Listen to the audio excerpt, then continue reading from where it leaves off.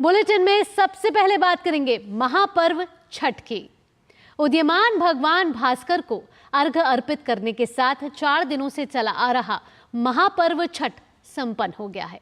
बिहार समेत देश के तमाम हिस्सों में उगते हुए सूर्य को अर्घ्य दिया गया है और ये तस्वीरें अपने आप बयां कर रही हैं। बिहार, झारखंड, उत्तर प्रदेश, भुवनेश्वर, चेन्नई और मुंबई की ये तस्वीरें साफ बयां कर रही है कि घाटों पर श्रद्धालुओं की भारी भीड़ देखी गई है और छठ पर्व के अंतिम दिन उगते सूरज को अर्घ्य अर्पित करने के साथ छठ व्रतियों ने सूर्य की उपासना की। इसके बाद प्रसाद ग्रहण करने के साथ 36 घंटे के व्रत का पारण हो गया।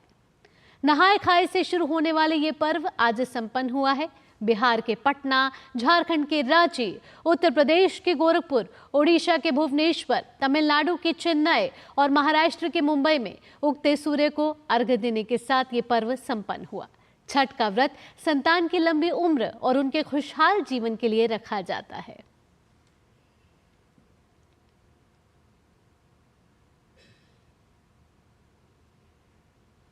तो 4 दिन तक चलने वाला लोक आस्था का महापर्व छठ आज उगते सूरज को अर्घ्य देने के साथ संपन्न हो गया है और छठ पर्व की सिर्फ देश भर में ही नहीं, विदेशों में भी धूम है। और पटना से हमारे संवाददाता जुड़ रहे हैं। निशा, आइए निशा का सीधा रुख करेंगे।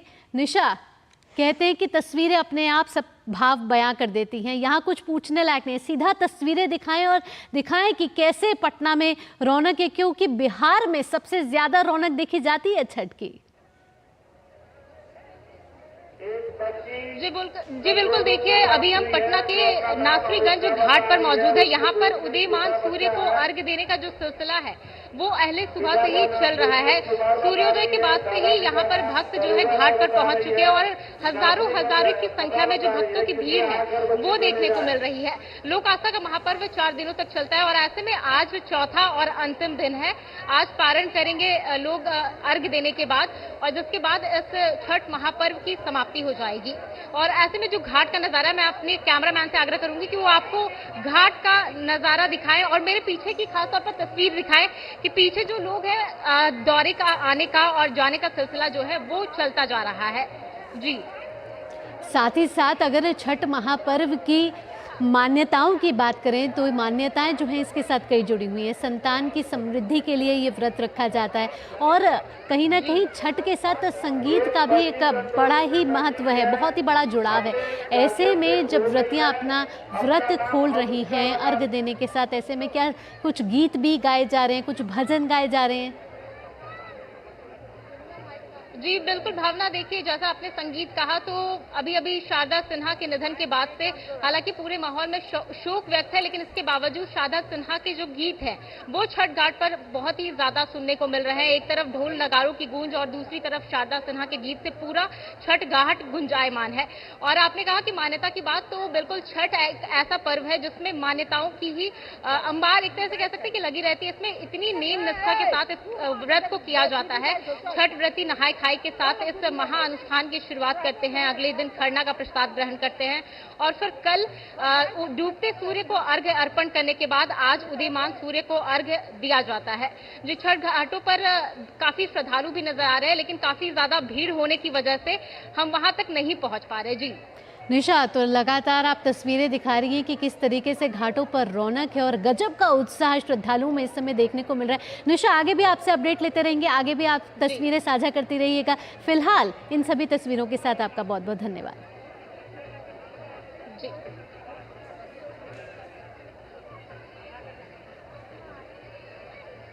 आगे बढ़ते हैं और हमारे साथ छठ महापर्व पे जमशेदपुर में किस तरीके का माहौल है, आइए सीधा लिए चलते हैं आपको कुमार आलोक के पास और वहां जानते हैं कि किस तरीके का उत्साह आज छठ महापर्व के समापन पर देखने को मिल रहा है। कुमार आलोक, सुप्रभात। आज अलग ही छठ की छटा नजर आ रही होगी घाटों पर और श्रद्धालुओं में किस तरीके का नजारा है वहां पर। 36 घंटे का निर्जला व्रत है ये। उसके बाद जब व्रतियों ने अपना व्रत खोला है, ऐसे में परिवार साथ होगा, संगीत बज रहा होगा, नज़ारे आप अगर हमें दिखा पाएं। देखिए, उदयमान सूर्य का लोगों ने अर्घ्य दिया है और ये अर्घ्य जो होता है पहला, मतलब सूरज की जो पहली किरण होती है उसको जो अर्घ्य देते हैं। मैं अपने कैमरा में कहूँगा कि आप दिखाएं कि अभी जो छठ व्रती हैं अपना अर्घ्य, वो दूसरा अर्घ्य जो होता है उदयमान सूर्य का, वो अर्घ्य दे रही हैं। हालांकि ये परंपरा, ये आप कह सकते हैं कि 5:04 से यहाँ सूर्योदय हुआ था। 5:54 में सूर्योदय हुआ था। पहली किरण जो सूर्य की आई थी, और उसके बाद से यहाँ पर अब लोग जा रहे हैं, अपने घरों को जा रहे हैं।